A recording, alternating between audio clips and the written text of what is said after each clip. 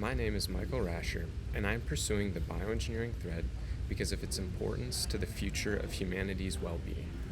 It satisfies a niche at the intersection of two very interesting and very important fields that most ECE students don't consider when they are looking at career paths.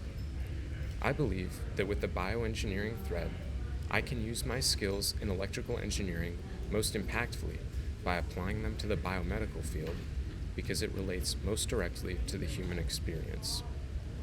At Georgia Tech, our motto is progress and service, which means we should always be striving to move forward with new innovations that can improve society in an ethical manner.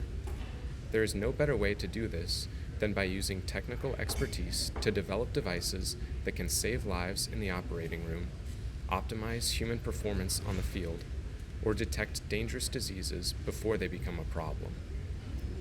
Many companies, such as Johnson & Johnson, Medtronic, and Intuitive, are working at the forefront of these challenges to design and manufacture surgical robots that will have the ability to assist in critical soft tissue and orthopedic procedures.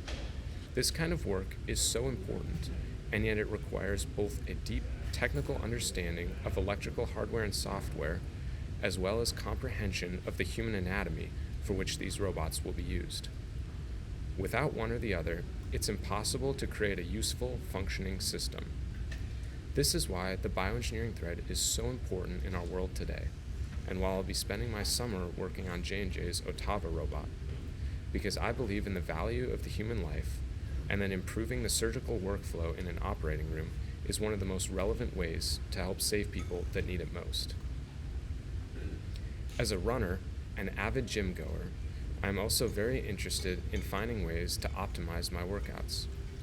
I chose to complete this project specifically to explore the SEMG signal because it quantitatively encapsulates muscular performance and exertion over time.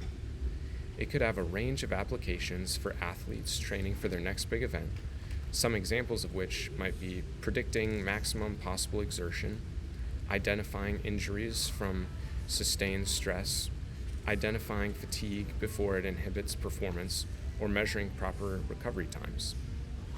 In the gym, I'm always trying to get one more rep or add 5 more pounds to the weight I'm pushing, so recording my SEMG signals across my body over time would be a good way to track progress and determine when I should attempt a new max lift. Runners also have to be mindful of their workouts and space their rest days appropriately to recover from previous runs and be ready for the next race. Garmin, for example, is a company that provides a useful metric on their watches that analyzes the training load of your last workout, recent training history, sleep quality, stress levels, and heart rate variability to produce an accurate recovery time duration.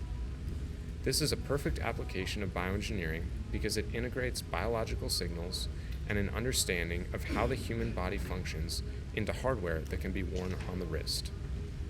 Another aspect of this thread that intrigues me is the use of machine learning algorithms to process large batches of data and provide insights into metrics that can prevent health problems from erupting unnecessarily.